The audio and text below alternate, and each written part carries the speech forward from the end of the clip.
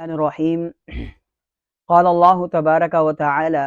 فی کلامہ المجید ولا تنکحوا المشرکات حتی یؤمنن ولأمة مؤمنة خیر من مشرکۃ ولو اعجبتکم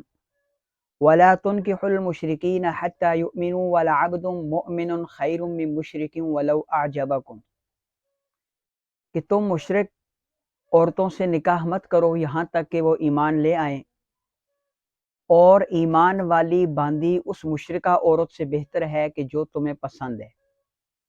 اور تم مشرک لڑکے سے نکاح نہ کرو یہاں تک کہ وہ ایمان نہ لے آئے، اور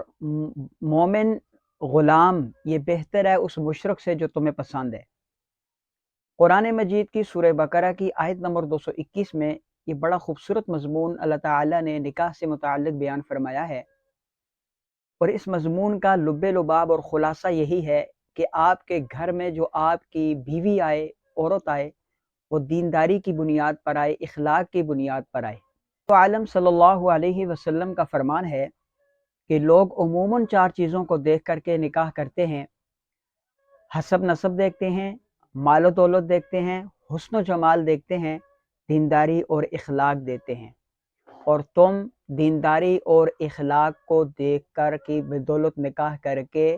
کامیابی حاصل کرو۔ یہ رسول اللہ صلی اللہ علیہ وسلم کا فرمان ہے۔ اس آیت مبارکہ اور اس حدیث مبارکہ سے یہ بات ملتی ہے کہ جو رشتے ہم کرتے ہیں، نبھاتے ہیں، ان رشتوں کی بنیاد جو ہے، ان رشتوں کی اساس جو ہے وہ دین کے بنیاد پر ہونی چاہیے، اور جو رشتے دین کی بنیاد پر ہوں گے وہ رشتے کامیاب بھی ہوں گے۔ دین کی بنیاد پر کیے جانے والے رشتے تا حیات محبت کے ساتھ قائم و دائم رہیں گے، لیکن جو رشتے دیگر 3 چیزوں کی بنیاد پر کیے جائیں گے، حسب نسب کی بنیاد پر ہوں، مال و دولت کی بنیاد پر ہوں، حسن و جمال کی بنیاد پر ہوں، وہ رشتے تا دیر قائم نہیں رہ سکتے الا ماشاء اللہ۔ اس لیے گزارش ہے کہ اپنے رشتوں کے اندر، اپنی شادیوں کے اندر دینداری کو لے کے آئیں، اخلاق کو لے کے آئیں، پیار محبت کو لے کے آئیں، لالچ کو چھوڑ دیں، وہ جہیز لے کے آئے گی، یہ کیا دے گا، وہ کیا ہوگا، یہ سارا سسٹم چھوڑ دیں۔ اللہ کی رضا کے لیے رشتے کریں، محبتیں بڑھانے کے لیے شادیاں کریں، رشتے کریں، پھر آپ کی اولاد بھی انشاءاللہ وقت کا ولی بنے گی۔ آج ہماری اولادیں بھی ہماری باتیں نہیں سنتی، ہمیں گالیاں دیتی ہیں، ہمارے آگے جواب دیتی ہیں۔ اس کی وجہ یہی ہے کہ ہم نے بنیاد ہی غلط طریقے سے رکھی ہے، ہماری شادیاں ہی رسم و رواج کی بھیڑ چڑھ گئی ہیں۔ تھے حضرت مرثد بن ابی مرثد رضی اللہ تعالی عنہ، جب ہجرت مدینہ کی طرف مسلمان گئے، رسول اللہ صلی اللہ علیہ وسلم کی قیادت میں ہجرت کی، تو یہ شخص عین وقت پر مسلمان ہو کر آپ صلی اللہ علیہ وسلم کے ساتھ چلے گئے۔ راستے میں یا مدینہ جا کر کے آپ صلی اللہ علیہ وسلم نے فرمایا کہ مرثد تم مکہ چلے جاؤ، اور وہاں سے جا کر کے لوگوں کو اسلام کی طرف چھپ کے دعوت دو، اور ان کو مدینہ لے کر کے آؤ۔ یہ صحابی، ان کے ایمان لانے کا ابھی تک مکہ میں کسی کو پتہ نہیں تھا، تو اس لیے یہ جب وہاں پہنچے تو راستے میں مکہ کے بالکل قریب ایک عورت تھی جس کے ساتھ زمانہ جاہلیت میں اسلام سے قبل ان کی فرینڈشپ تھی اور دوستی یاری تھی۔ تو یہ دوستی یاری کا جو کلچر ہے یہ بہت پہلے سے ہے، اسلام سے بہت پہلے سے آ رہا ہے۔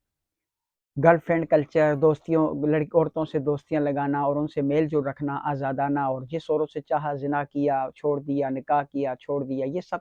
اسلام سے پہلے چلتا تھا۔ تو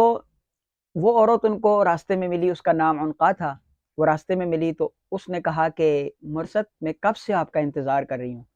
تو انہوں نے کہا کہ میں اب اسلام قبول کر چکا ہوں، اور اسلام میں کسی غیر محرم کی طرف دیکھنا، اس سے ملنا، اس کو سلام کرنا جائز نہیں ہے، اس لیے میں اب سابقہ دور جاہلیت والے کام نہیں کروں گا۔ تو اس نے کہا کہ تو نکاح کر لیتے ہیں۔ تو اس پر مرثد بن ابی مرثد رضی اللہ تعالیٰ عنہ نے کہا کہ میں رسول اللہ صلی اللہ علیہ وسلم سے پوچھوں گا کہ آپ چونکہ مشرکہ ہیں، آپ چونکہ کافرہ ہیں،